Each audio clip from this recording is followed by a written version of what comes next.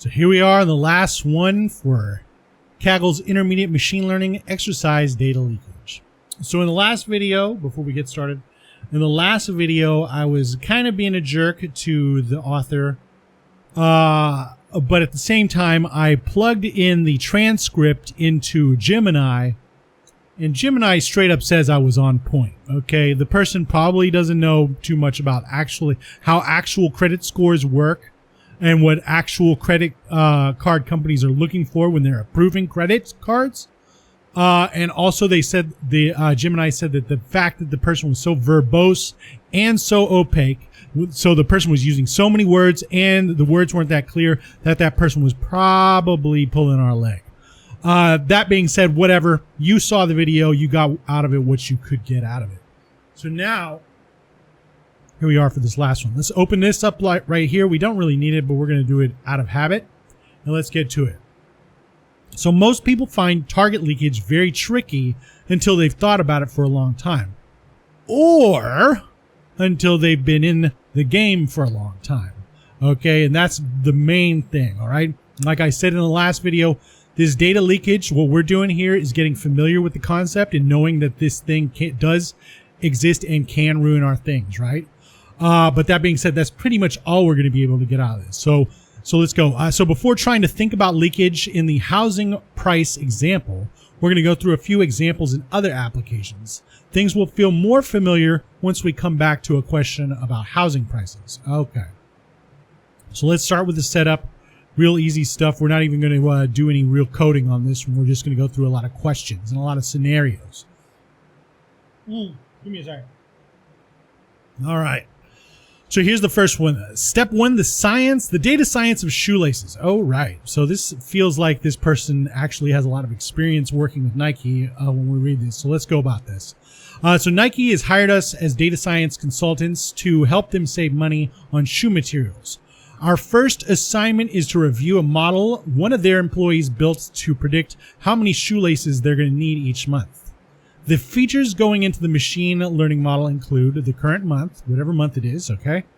Advertising expenditures in the previous month, okay? Various macroeconomic features like the unemployment rate as of the beginning of the current month. And I think this is actually important. I'm glad they said something. Because macroeconomic conditions like the unemployment rate, the current inflation rate, this, that, and the other thing, could actually impact a lot of the stuff we do a lot. But who knows? We're going to have to get into that later. Hopefully when we go into feature engineering, they'll talk more about that. But anyway, at least they brought this to our attention that macroeconomic features could possibly have something to do with this stuff. And then we've also got the amount of leather that Nike ended up using in the current month. And when we say Nike, we mean factories in the Far East. Because where else are they making the shoes? Anyway, so let's go. So the results show the model is almost perfectly accurate if we include the feature about how much leather was used, okay? But it is only moderately accurate if we leave that feature out. Okay. We realize this is because the amount of leather that they use is a perfect indicator of how many shoes they produce, obviously, which in turn tells us how many shoelaces they need. Yeah, so shoelaces and leather amount are definitely intertwined. Those are two features that would be very closely linked. Do we think that the leather used feature constitutes a source of data leakage? I mean, I don't know, maybe. If our answer is it depends, what does it depend on?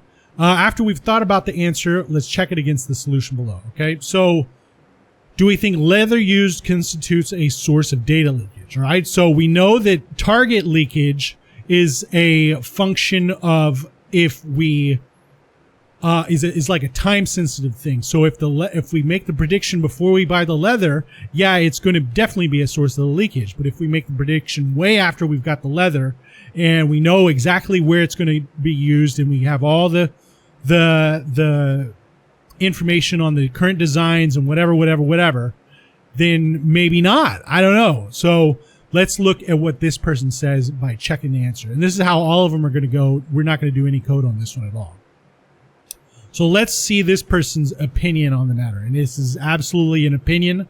You'll see in a second, right? So this is tricky, and it depends on details of how data is collected, okay?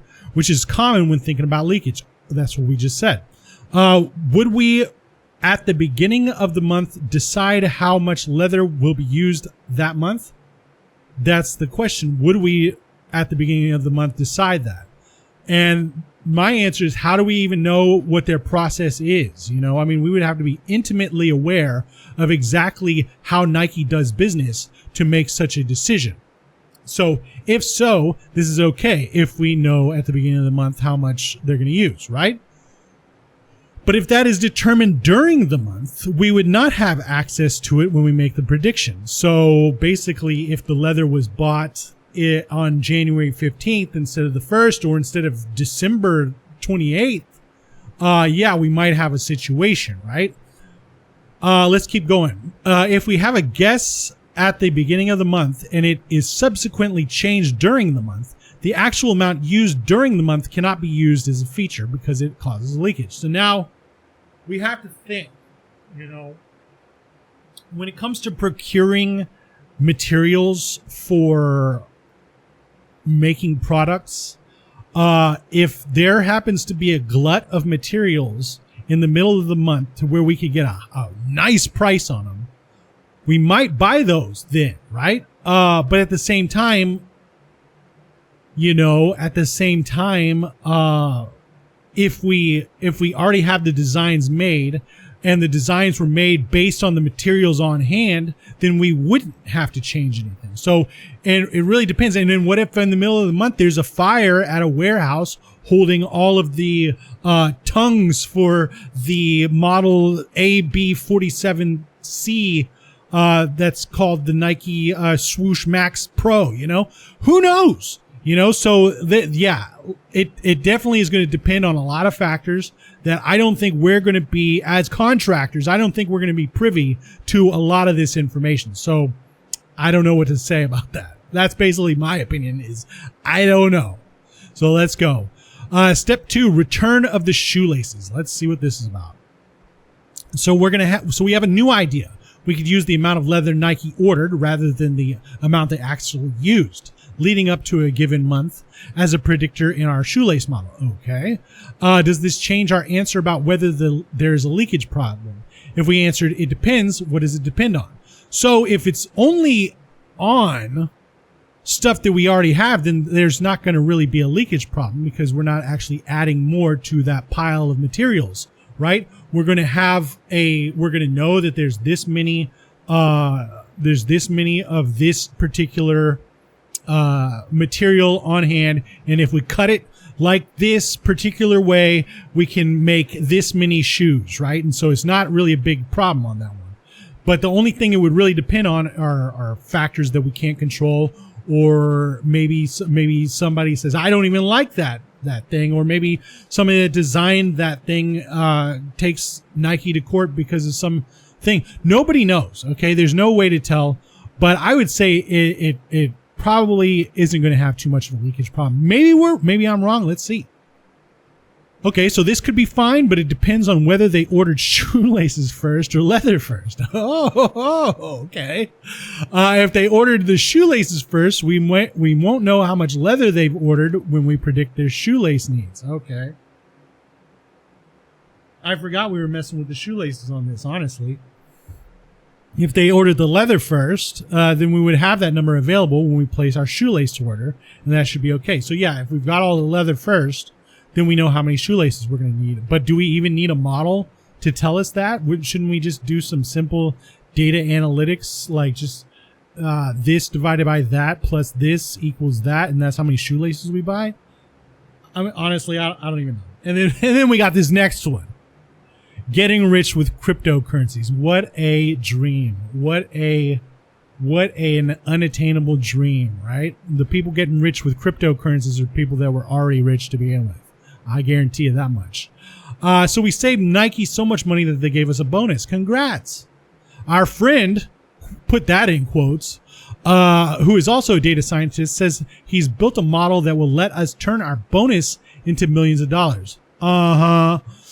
Specifically, his model predicts the price of a new cryptocurrency like Bitcoin, but an even newer one. So Kaggle coin, right? 1 day ahead of the moment of prediction. Okay. Okay.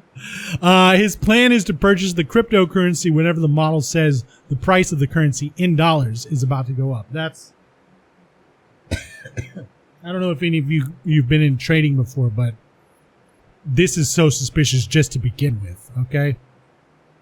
I'll tell you why in a little bit. So the most important features in his models are current price of the currency, makes sense.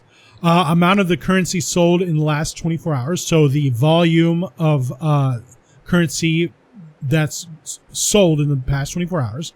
The change in the price in the last 24 hours, whether it went up or down. And the change in the currency price in the last 1 hour. I mean, that would make sense.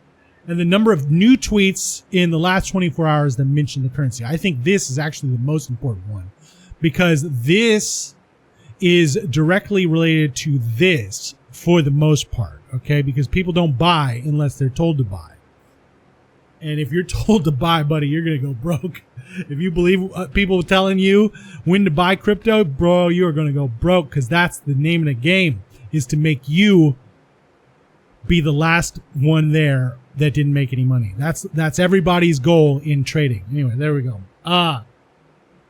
So the value of cryptocurrency in dollars has fluctuated up and down by over $100 in the last year. So we're talking about Kaggle coin here. And yet his model average error is less than $1. I don't know what that means. He says that this is proof that the model is accurate. Yeah, that's a big question mark on that one. And we should invest with him. That's another one. Buying the currency whenever the model says it's about to go up. No, I would never believe that. Is he right? If there is a problem with his model, what is it? Okay, number one, I think that this is a good model, okay? If you're using it for personal investing, right? But the second that he's trying to bring somebody else in, and this is the reality of it, the second that this person's trying to bring somebody else in, the model maker is just trying to get you to invest so that he can take your money and run. All right. This is just like the Hawk Tua thing earlier this year or last year, whenever it happened, where that girl got scammed by the meme coin makers into, basically scamming all of her viewers or all of her listeners, whatever, the podcast listeners, into buying into the meme coin and then pulling the rug on it, right? So the problem isn't necessarily this. The problem is believing a person telling you to buy crypto.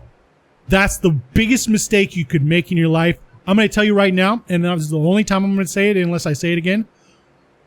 Back in 2017, I bought into Bitcoin when it was around $400. Maybe it was 2016. I can't remember. I do remember it was around $400, right? And I bought a lot of it. Okay. And I made a good chunk of change. But the thing was, I was watching it like a hawk the whole time. And this is back before AI got big. But they still had a ton of bots on the markets watching like a hawks when live people were buying, right? And I realized that I was in way over my head, and I got lucky and I didn't lose my shirt on it, but I didn't stay for $100,000 per Bitcoin. Okay. I didn't even stay for $1,000 per Bitcoin. I got out like $50 over what I paid. Okay. Because I was like, this is not going to end well for me. And it wasn't going to, trust me. That being said, yeah. So if you're going to be trading, the best thing to do is go talk to Gemini or Claude or ChatGPT or some LLM that's not going to just be lying to you to get you to spend their money. And that's enough about talking about that. All right, so let's see what the problem with the model is, if there is one. Pardon me. So there's no source of leakage here. Like I said, this looks pretty good, actually. The features should be available at the moment we want to make a prediction, and they're unlikely to be changed in the training data after the prediction target is determined. But the way he describes accuracy could be misleading. True, if we aren't careful. If the price moves gradually, today's price will be an accurate predictor of tomorrow's price. But that's not the case with any kind of crypto. It's all volatile AF. Okay? But that may not tell you whether it's a good time to invest. Yeah, true. For instance, if it's $100 today and a model predicting price gap of 100 tomorrow may seem accurate. Huh? What? So for instance, if it's $100 today and a model predicting a price of 100 tomorrow may seem accurate, okay, then if it can't tell you whether the price is going up or down from the current price, then what? I don't know what this is. This is killing me right here, this part, but whatever. A better prediction target would be the change of price over the next day. If we can consistently predict whether the price is about to go up or down and by how much, we may have a winning investment opportunity. No, look, man. No, don't listen to this bozo. All right? These people, the whales that have millions and millions and possibly billions of dollars riding around in crypto are waiting for you. And they know when a human is actually buying because the bots can tell when it's a human and it's not a bot because humans do human actions and bots do bot actions, right? So even if it looks like a great time to invest, and you're just rolling the dice. You're really just rolling the dice because if you're watching it like a hawk, you might get screwed. If you don't have diamond hands, you will get screwed. Okay? It's all about luck when it comes to this when you do not have the experience that the people that make their money doing this have. Okay? So I would suggest let's just stick with machine learning, guys. Anyway, let's go. So here's step 4, preventing infections. Pardon me. So an agency that provides healthcare wants to predict which patients from a rare surgery are at risk of infection. Okay, the fact that it's a rare surgery right off the bat means why would we need a model, right? Why not just use regular data analytics? But whatever. So it can alert the nurses to be especially careful when following up with those patients. Shouldn't they be especially careful all the time? You know? Why do we have to tell them not to be lazy now? Why not just always be vigilant? Okay, so this one right off the bat, I'm thinking is a waste of time to begin with. So we want to build a model, not me. Each row in the modeling data set will be a single patient who received the surgery. And the prediction target will be whether they got an infection. Okay. Some surgeons may do the procedure in a manner that raises or lowers the risk of infection. What? How does that make sense? If they're not doing it in the safest, most uniform manner possible, what kind of surgeon are they? You know, are they just looking to be sued? Anyway, let's keep going. But how can we best incorporate the surgeon information into the model? Okay. Here's a clever idea. We could take all the surgeries by each surgeon and calculate the infection rate among those surgeons. Look, this right here is a great way to get ready to sue a hospital, honestly. And we don't need a model to do that. We can just see, okay, surgeon X has an infection rate of higher than it should be. You know, do we need a model to tell us that? I don't think we do. But whatever, let's keep going. For each patient in the data, we're going to find out who the surgeon was and plug in the surgeon's average infection rate as a feature. Do we really need to? Do we really need to? If we know the average infection rate is higher than everybody else's, don't we just need to fire that surgeon? You know what I'm saying? Or say, hey man, quit drinking on the job? Honestly, I don't know how this one is realistic, but let's go. Does this pose any leakage issues? Does it pose any train test contamination? I think it poses all kinds of issues because the surgeon, if we've got a surgeon that's that has a high infection rate, we need to be distancing ourselves from this hospital. That's the way I see it. So let's check it out, what they think. So this poses a risk of both target leakage and train test contamination, though we may be able to avoid both if we're careful. Okay, look, first off, this right here can always be avoided as long as we take the necessary steps, all right? And we know the steps. So there's no reason to have this unless it's just plain negligence, okay? Target leakage is different because who knows, okay? So we have target leakage if a given patient's outcome contributes to the infection rate for this surgeon. Oh boy. if it contributes to the infection rate, boy, you got a bad surgeon. When it is plugged back into the prediction model for whether that patient becomes infected. Okay. I mean, I guess that makes sense. We can avoid target leakage if we calculate the surgeon's infection rate by using only the surgeries before the patient we are predicting for. Of course! Why would we use training data for current events? Why would we do that? That doesn't make that. How could we possibly do that? Calculating this for each surgery in our training data may be a little tricky. Oh, okay. And then we also have a train test contamination problem if we calculate this using all surgeries a surgeon performed, including those from the test set. Of course we're going to have a problem if we use the test set in the training data. Of course we're going to have a problem. That's just a given. The result would be that our model could look very accurate on the test set, even if we couldn't generalize well to the new patients after the model is deployed. I don't know what that says right there, but we know from just thinking logically that putting the test set in the training data is a stupid idea. This would happen because the surgeon risk feature accounts for data in the test set. What? Anyway, test sets exist to estimate how the model will do when seeing new data. Of course it does. So this contamination defeats the purpose of the test set. I'm just wondering if all of this is just telling us how we could possibly get it wrong and why we didn't just go over this when we were talking about it in the first place. Whatever.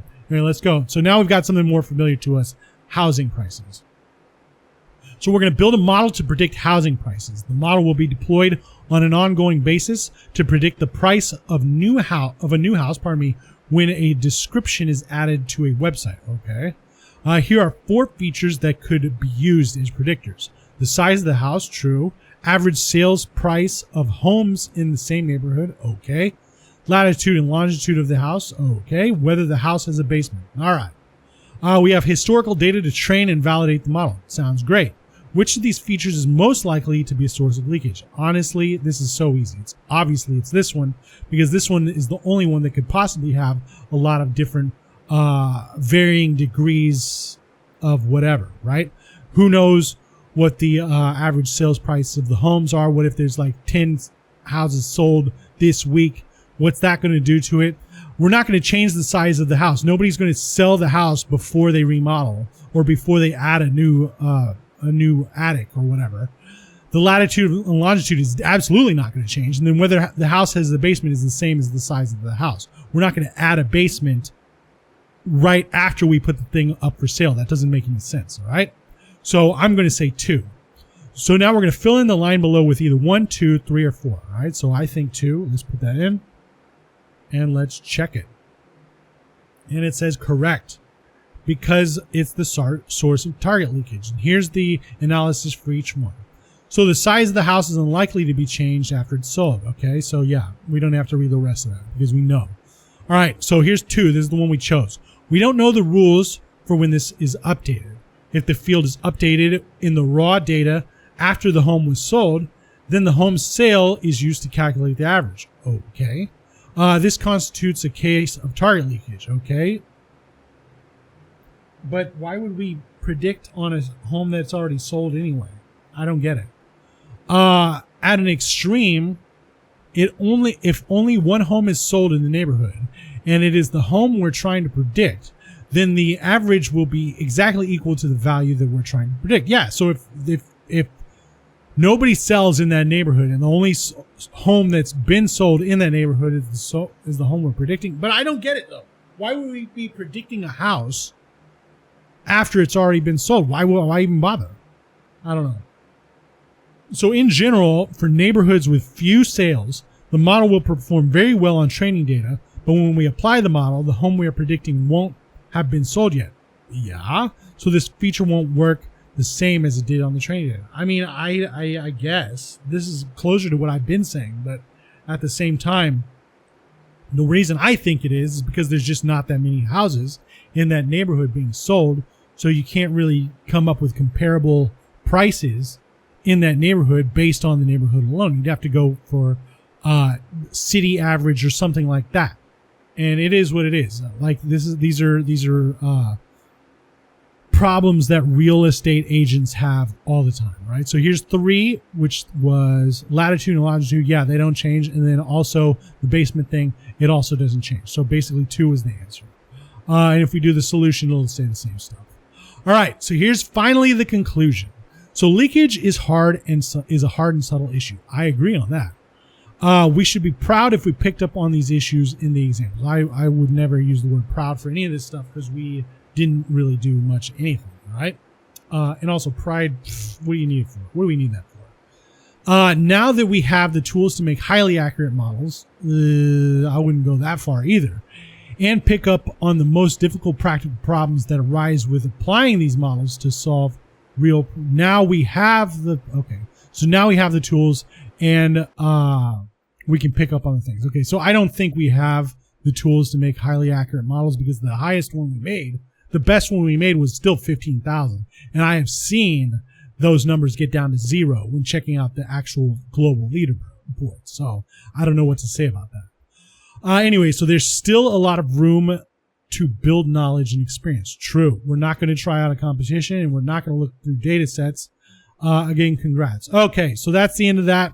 Let's see what we're doing. We're actually doing next, which we are not doing what they just said. So here's the 3 we've completed so far. Look at us, looking cool. We're not going to do these because we've pretty much done these with Free Code Camp. So now we are on to this right here. So let's get into it. All right. So now we're on to data visualization, and we'll see you next time.